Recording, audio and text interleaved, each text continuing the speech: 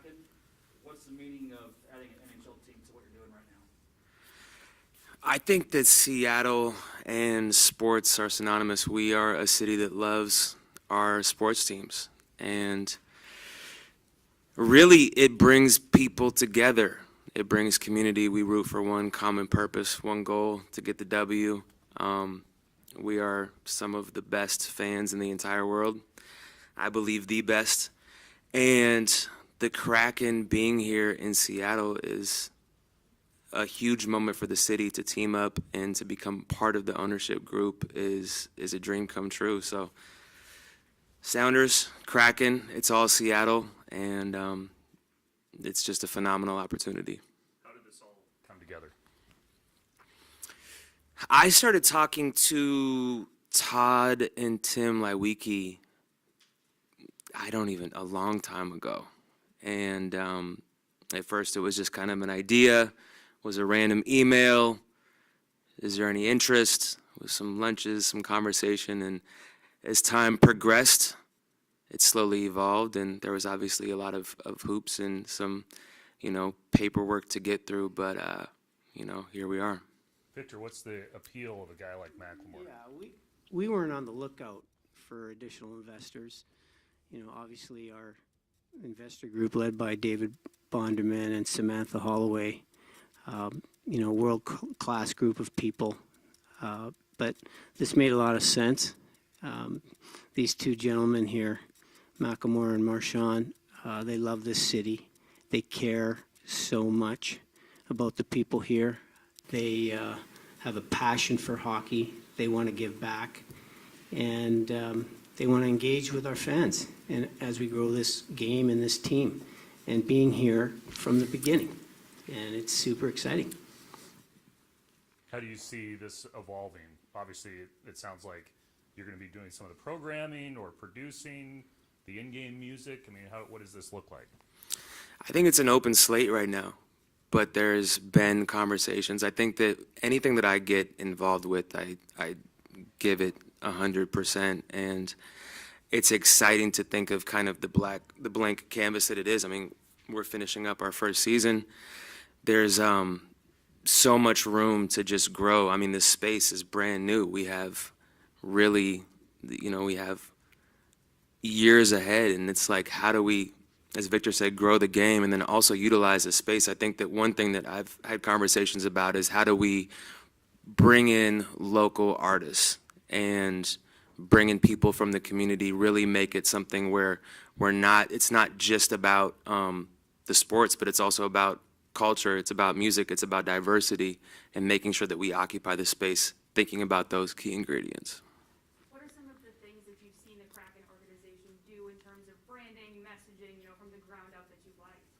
I think diversity has been a huge thing that I have seen in terms of who they're hiring, making sure that the organization is diverse, their goals around community. Obviously, we're, knock on wood, coming out of a pandemic, so there's a lot more activation to be done, but making sure that we're including the next generation, that any youth that want to get out on the ice and experience this. I mean, hockey is new to our city. This isn't a sport that I grew up with here in Seattle playing because there just wasn't access. So now that we have the training facility, now that we have Climate Pledge, there's really a huge avenue to make sure that kids can get out on the ice and learn this game. When you first had $20 to spend, did you ever imagine that it would be on a hockey franchise? Hell no. No, not at all. I did not. And life is wild.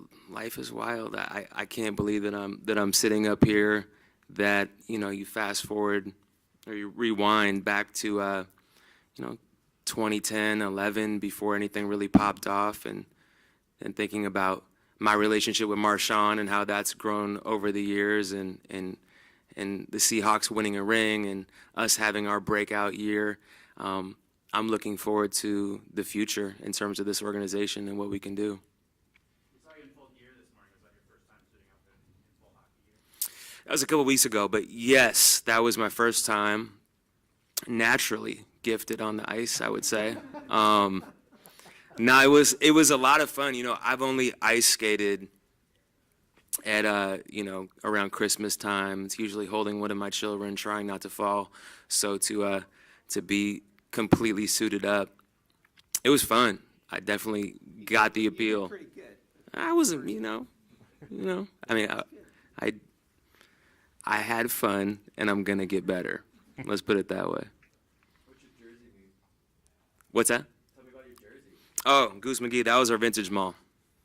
That was up on Capitol Hill. Okay. We had to close it down, but the name lives on. Yeah. What was it like getting towed by Marshawn on the ice? You know, it was scary. It was scary. No, we had a good time. He really wanted to ghost ride the Zamboni, which I don't think that legally anyone was trying to let him do, but we had fun out there for sure. They just had him up on ESPN because I guess when he was in college, he grabbed that cart and whipped it around the field. So they were juxtaposing you guys on the ice. So it's getting out there, man. He's had a long lineage of driving, and he's a crazy driver. Victor, is there anything you can say not only about Macklemore's position here, but with Marshawn, what he's going to be doing with the franchise as a result of Yeah, this relationship? we want to keep them as busy as we can, obviously. These are heroes for our city, and they want to be involved. You know, Macklemore, we love to produce some music events. We love to start a charity golf tournament. With Marshawn, he, you know, hockey is for everybody. Our campaign that we care a lot about. He has a very, very keen interest in supporting the youth in our city and the Pacific Northwest. We're talking about a unity event where all kids can come to Climate Pledge Arena and be inspired. There's so many things that we have on the table that we want to try to pursue with these great guys, and we're so excited about that. Anyone else? All right. All set. Thank you. Awesome.